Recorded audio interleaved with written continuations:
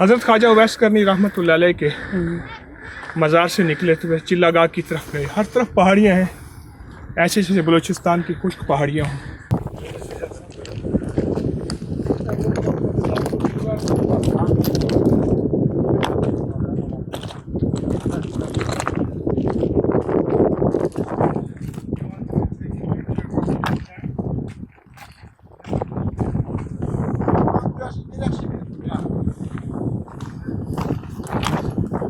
اوپر بہت زیادہ سیڑھیاں چڑھے. ان لوگوں کی روایت کے مطابق حضرت خواجہ اویس قرنی رحمۃ اللہ علیہ نے یہاں 40 دن کا چلہ کیا، اور اس پتھر پہ ان کے گھٹنے لگے ہوئے ہیں. اتحیات کی شکل میں جو بیٹھے، یہ پتھر جم گیا، یہاں یہ گھٹنے لگے ہیں اور وہ پتھر وہیں پگھل گیا.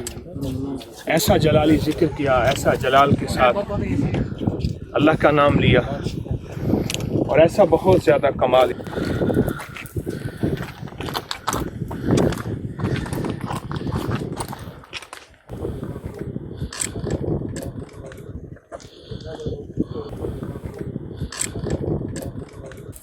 بسم اللہ الرحمن الرحیم. اللہ اکبر کبیرہ.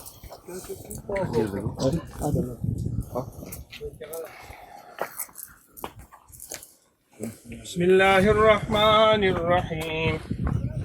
أرأيت الذي يكذب بالدين فذلك الذي يدعو اليتيم ولا يحض على طعام المسكين فويل للمصلين الذين هم عن صلاتهم ساهون الذين هم يراءون ويمنعون الماعون. اللهم صل على محمد عبدك ورسولك وصل على المؤمنين والمؤمنات والمسلمین والمسلمات. اے اللہ، ہم ایک ایسی جگہ آئے ہیں پہاڑوں پہ چڑھ کے. یہاں کی روایت ہے، یہ روایت جیسی بھی ہے، پر ایک بات ہے، تیرے نیک، تیرے صلحاء، تیرے دوست اور نیک لوگ پہاڑوں پہ تنہائیاں تلاش کرتے تھے.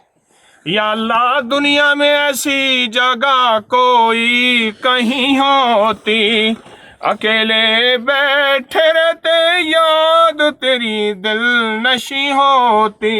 نہ دولت سے، نہ دنیا سے، نہ گھر آباد کرنے سے تسلی دل کو ہوتی ہے خدا کو یاد کرنے سے.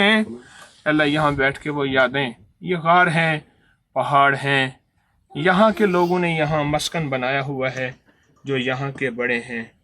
وہاں بیٹھ کے اللہ اللہ سیکھنا، اللہ اللہ کرنا، تیری یادوں کو زندہ کرنا، تیری محبتوں کو اے اللہ صدا بیدار رکھنا. ایسا ہی آقا، کسی بھی اللہ والے نے یہاں بیٹھ کے تیرا نام لیا تھا، تیری محبت کے بول بولے تھے، ہمیں بھی اس حصے میں شامل کر. اس کی برکات مجھے، میرے ساتھیوں کو، اس نشان کو دیکھنے والوں کو، پوری دنیا والوں کو عطا فرما. آمین آمین برحمتک.